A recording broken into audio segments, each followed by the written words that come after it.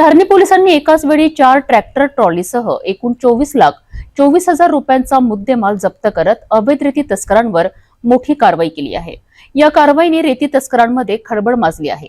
14 एप्रिलला मध्यरात्री बैरागड येथून तापी नदी पात्रातून अवैध रेती येत असताना पोलिसांनी सापळा रचून मोठा मुद्देमाल जप्त केलाय।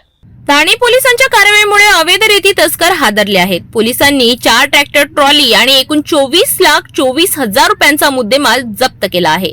14 एप्रिल 2025च्या मध्यरात्री बैरागड येथून तापी नदी पात्रातून अवैध रेती येत होती। पोलिसांनी दिया फाटा येथे सापळा रचून या अवैध खेपेला पकडले।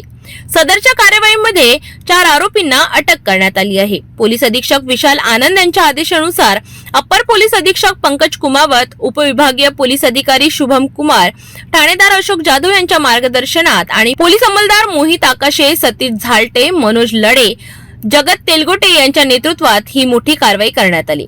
तपास सुरू असून आरोपी शेख समीर शेख शमीम, शेख शफीक शेख शमीम, रुपेश गंगाराम बारेला, शेख जुबेर शेख इकराम सर्व आरोपी बैरागड येथील रहिवासी यांना अटक करण्यात आली आहे। धारणी पोलिसांच्या धाड सत्रामुळे अवैध रेती माफिया चांगलेच गोंधळले आहेत। 8 एप्रिल रोजी चाकर्ता गावाजवळ पोलिसांनी 2 ट्रॅक्टर जप्त केले होते, ज्यामुळे पोलिसांची कारवाई अधिक धारदार झाली आहे।